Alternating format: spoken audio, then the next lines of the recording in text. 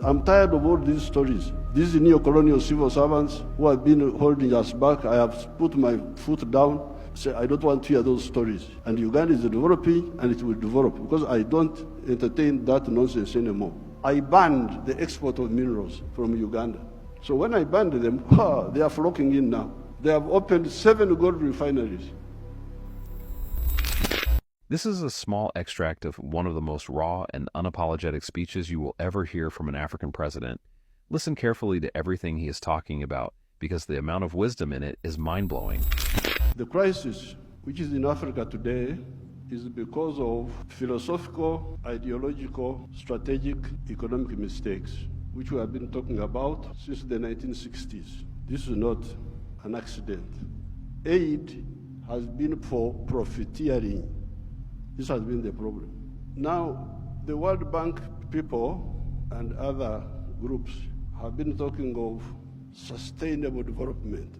Even in your documents, I have seen those words there. I am now going to be 80 years old. Africa does not need sustainable, you could call it sustainable underdevelopment. Africa needs socio-economic transformation.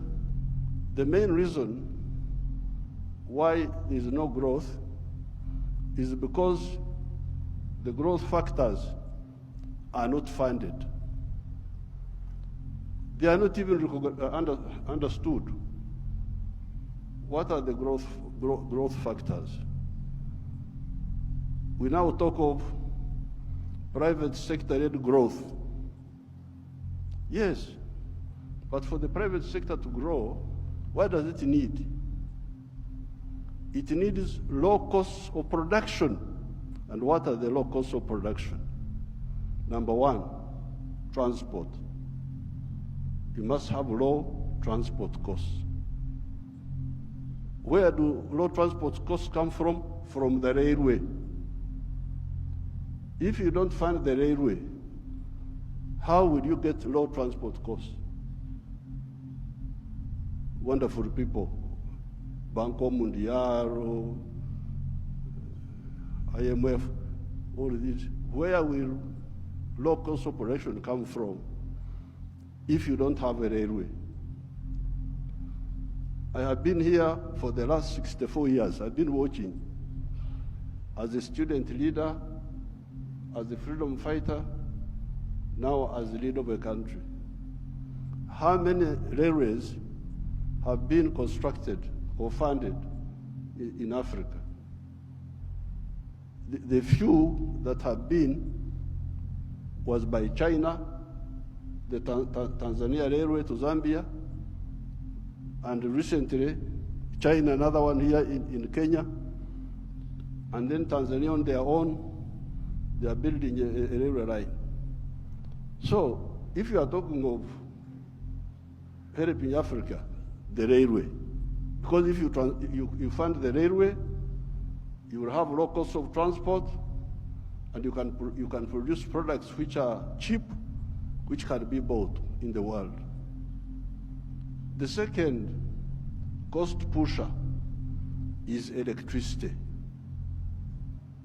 If you don't fund electricity, and you talk about sustainable development, what are you talking about? Private sector-led growth.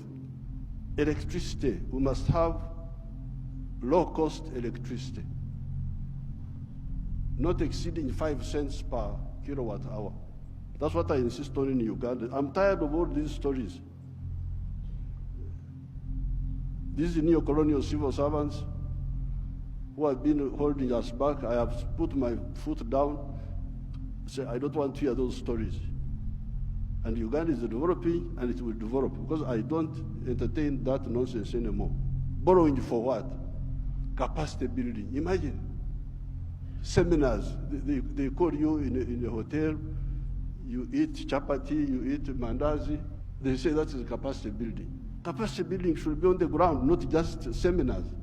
The third one, those people who talk about private sector-led growth, private sector-led growth. I have been trying to borrow money for our UDB, Uganda Development Bank. A bank which funds manufacturers. No, I don't get support for that. Instead, they want me to go, my people to go to commercial banks. But commercial banks cannot give, those commercial banks are to encourage imports, because the only person who can borrow money and pay it back from a commercial bank is a trader who goes to China, goes to where, Dubai, brings products, sells them quickly, and pays back. So, if you are serious, I need to